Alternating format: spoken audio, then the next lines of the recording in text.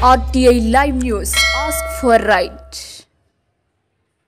నమస్తే welcome to RTI live news. Komaram Bheem Asifabad జిల్లా బెజ్జూరు మండలంలోని ఎలుకపల్లి సిద్దాపూర్ గ్రామాల సమీపంలో ఉపాధి హామీ పనులు చేస్తున్న కూలీలతో మాజీ ఎంపీపీలు కొండ్ర మనోహర్ గౌడ్, కొప్పుల శంకర్ మాట్లాడారు.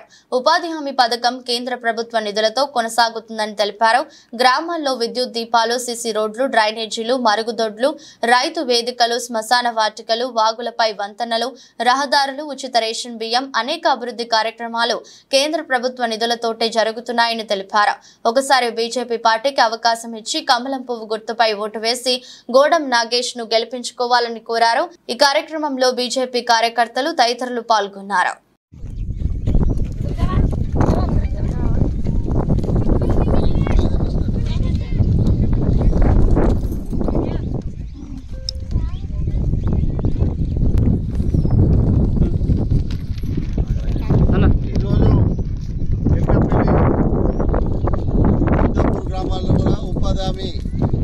వచ్చిన కూలీలను పలకరించడం జరిగింది.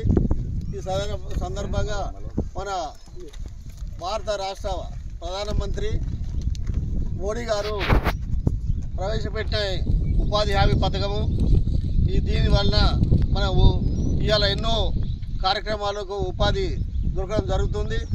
గతం లోపల 100-150 రూపాయలు ఉన్నదాన్ని ఇవాళ 300 రూపాయల దాకా కూడా పెంచడం జరిగింది. రాబోయే రోజుల లోపల ఇంకా 400 రూపాయలు కూడా చేసే అవకాశం ఉంది. ఎక్కువ కూలీ పెంచినట్లయితే ఒకటేసారి మన వ్యవసాయ పనులకు మనం కూడా కూలీని పెంచవలసి వస్తుంది. ఈ 2 గంటల పనికి మనం 300 ఇస్తున్నాం. పొద్దున్నాక పనికి మనకు అందరికి భూములు ఉన్నాయి. మళ్ళీ ఆ కూలీలు కూడా పెరుగుతాయన్న ఉద్దేశంగా ఒకటేసారి ఇంకా పెంచలేదు. లేనట్లయితే ఇవాళ 400 రూపాయలు ఇచ్చే అవకాశం ఉండే. ఇదే ఉపాధి హామీ కింద దీంట్లోనే ఇంకా చాలా పనులు మన వ్యవసాయ కూలీల కోసం కూడా ఇవాళ జంగాలను అక్కడ భూసారం కట్టలు అవి వస్తువులు ఇట్లే కాకుండా మన వ్యవసాయాన్ని కూడా అనుబంధంగా చేయడానికి రేపు రాబోయే రోజులలో నాణ్యతకు కానీ కలుపుకు కానీ ఈ కూలీలని ఉపాధి హామీ కూలీలనే వ్యవసాయ కూలీలుగా కూడా మార్చుకుంటే అందరికీ మనకు రైతులకు ఇంకా ఉపయోగపడుతుందని అవకాశం ఉన్నది.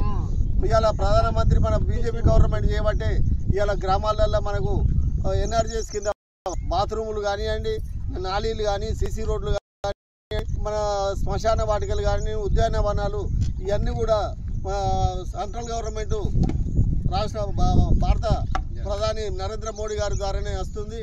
రేపు రాబోయే రోజులలో కూడా మీకు అందరూ కూడా మంచి అవకాశం ఉన్నది.